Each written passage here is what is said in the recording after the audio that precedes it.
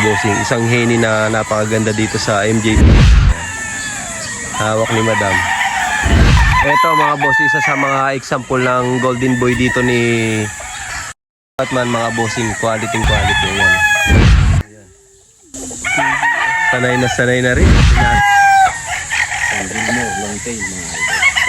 Ito isang straight breed na Milsims mga bossing. Ayan, ganyan kaganda yan mga bossing. Oh. Ayun, magandang umaga mga bossing. Nandito tayo sa farm ni Sir Barbrillo dito sa MJ. Ayan mga bossing. Papakita namin sa inyo yung mga nagsisipagandahang mga linyada niya dito mga bossing. Saka yung mga nagsisipagandahang mga alaga niya dito. Tatanong din natin sa kanya kung ano yung mga linyada na mayroon siya mga bossing. Siyempre makakasama natin, isa sa mga kasama natin to si Boss Romualdo Del Mar. Ayan mga boss. Napakagpogi, ayan oh. Kung nakikita nyo yung mga kabataan ni Robin, ayan mga bossing, isa sa pinakagwapo sa atin, gwapo at magaling mga idol. Grabe. Sa farm ni Sir Marv, ayan, ng MJ mga bossing. Ang lawak ng farm niya mga idol, tapos nakikita yung mga napaka-quality. Ayan mga ganda klase eh. Ayan mga station nila, ganda. So ayun mga idol, muli nandito tayo sa farm ng MJ dito kay Sir Marvin Rillo dito sa San Pablo, Laguna. Ayan mga bossing, at ipapakita namin sa inyo yung mga nagagandahan nilang linyada dito mga bossing. At ang tipi pala, ang bilang pala ng tipi nila dito mga bossing is 2,000, at ang lawak ng farm nila ay 7 hectare. Ayan mga bossing. So papakita ko sa inyo yung mga nagagandahan nilang mga linyada dito. Ayan mga boss. Siyempre ganito paikot. Ang laki. Ito mga bossing, ang available na linyada nila dito sa farm ay ano nga ulit sir? Golden Boy, Isang Golden Boy, Boston, Gilmore, Milsims, White Kelso from Sir Biboy Enriquez. At saka mayroon din silang mga dom dito mga bossing. Yung mga white sir, yun yung White Kelso ninyo sir, no? Oh.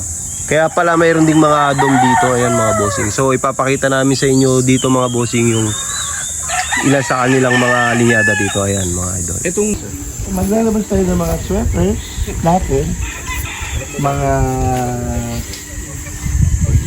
Caribbean sweaters muna eh, kasi yung puti, pinag-isipan ko pa kung Yun yung pinaka-in demand pati sir, no? Pinaka na linyada. sweater crosses, baka siguro ilan blacks, di ba? And Sir, ano pong signature line ng JM po ba sir? MJ, MJ. Sir, ano pong signature line ng MJ ba? likely mga blacks kami, mga itim ko, mga mayahin. Ano po history ng sir, ng black nyo sir? Ay mga blacks natin. Nung araw pa doon, nung partner ko pa si Miguel Lavinia na maintain ko, original Lino Mariano yung mga yan. Mga Lino Mariano. Oo, tapos nakakuha sa iba na infuse namin, yung mga handsets namin. Kami, dito tayo naman.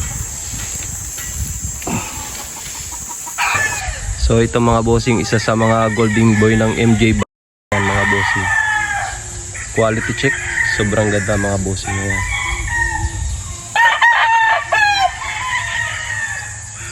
Ito mga idol, isa sa napakagandang Gilmore ni Sir Marbrillo. Napakagulang na rin ito mga idol. Oh. Nakikita nyo naman kung gaano kagaganda ang mga alaga niya dito. Tingnan mo, isang Gilmore.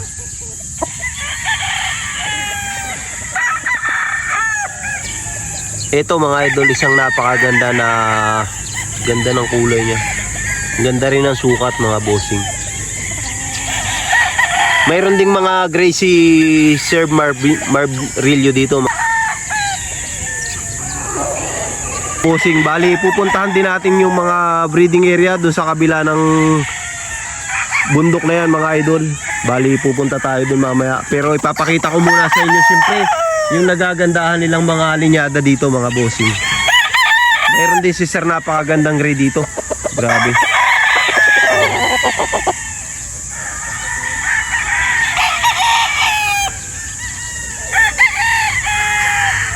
Ito mga boss, napakaganda rin itong isang to mga bossing. Ayan.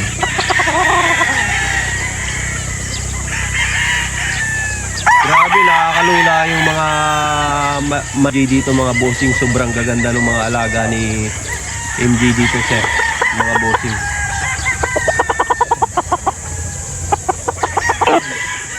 Ayan, napakaganda ng kanyang alaga mga bossing.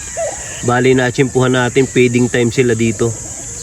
May nakikita rin tayo magagandang gray at saka mga magagandang dom dito mga bossing. Ibidyuhan din natin mamaya. Mayroon din silang napakagandang white dito mga bossing ito. Nakikita nyo ang ganda ng white nila dito.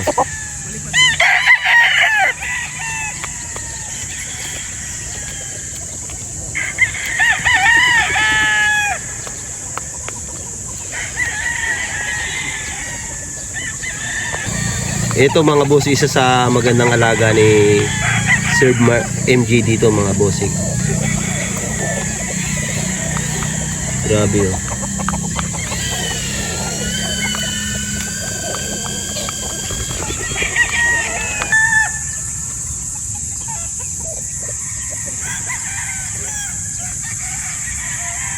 So bali ganito kalapad yung farm niya. Mayroon pa rin daw dun sa kabila paglampas nung puno na yon mga bossing. At makikita natin napakaganda rin ng bahay dun sa tuktok. Ayan. Ang ganda talaga mga idol. Green na green no. Ayun, ito mga bossing, ipapakita ko sa inyo ang ilan sa example ng kanilang dome dito. Meron din kasi silang mga dome dito sa farm. Ayan, ang kanilang dome. Ganda.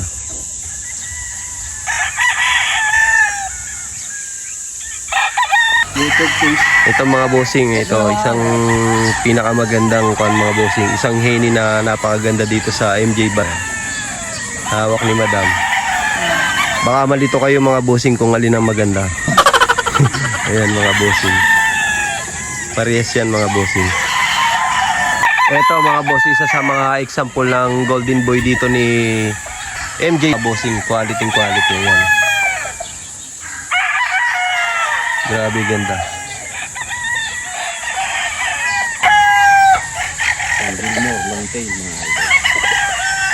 Ito mga boss, mayroon tayong nakitang isang white legs na napakaganda dito si Sir Marvin. Ayan. Grabe. Quality mga bossing. Ayan. Grabe ganda nitong isang to. Napakapugi mga bossing. Ayan mga boss.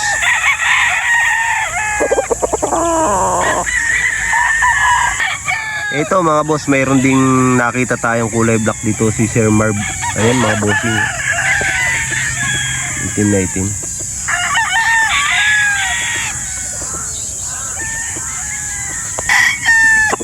Ito mga bossing, MJ Game.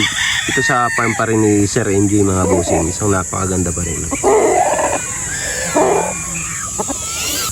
Ito mga bossing, isa sa paparamihin nila dito sa kanilang farm ang White Kelso from Sir Biboy Enriquez line mga boss.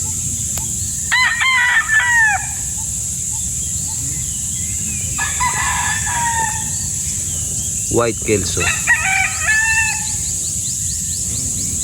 Ito mga bossing, mga next year punong-puno na daw ito mga bossing dahil more or less magpo-produce sila ng 3,000 heads ngayong darating na season. Ayan. So ito yung kabuuan ng kanilang farm. Bali, pag nakita nyo dyan sa bundukin na yan mga idol, ang kabila niyan is yung breeding area nila. Ayan mga boss, mayroon din tayong makikita dito na nagsisipaggandahang mga white kelso nila. Ayan, isang white kelso mga bossing. Ang kanilang white kelso.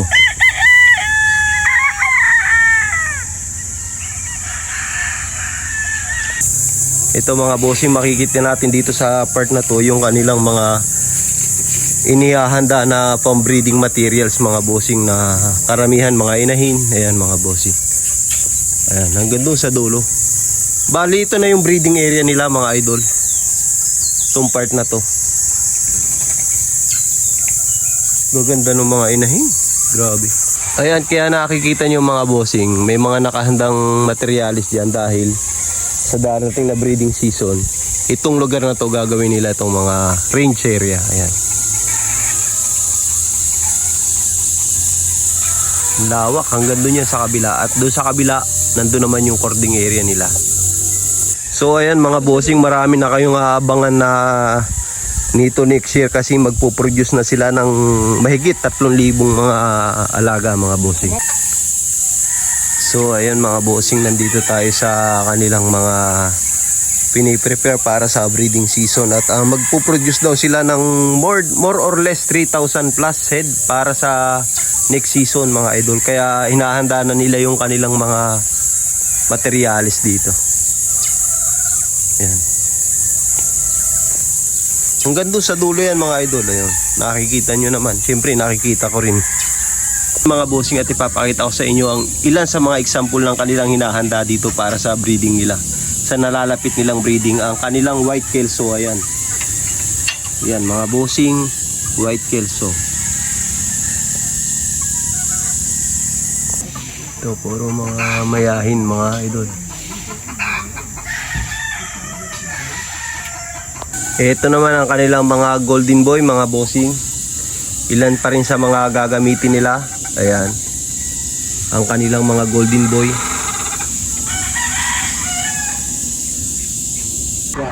Ayan mga bossing, isa sa mga black ng MJ. Ayan mga bossing. Grabing ganda nito mga bossing. Bali itim siya na may banderado. Kaya sabi nila rare yung ganitong kulay. So ito mga bossing yung golden boy ng MJ Farm. Yan. Quality check. Pogi-pogi. Ito mga boss, napakagwapong golden boy ni sir dito.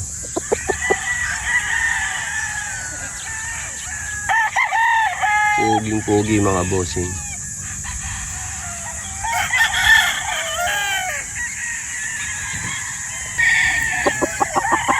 Ito mga boss, isang napakapuging. Grabe. Ganyan kaganda oh.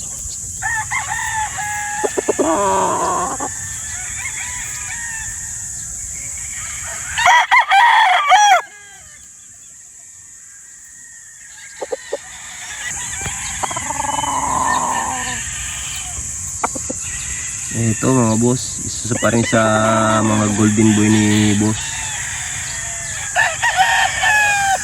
Ayan.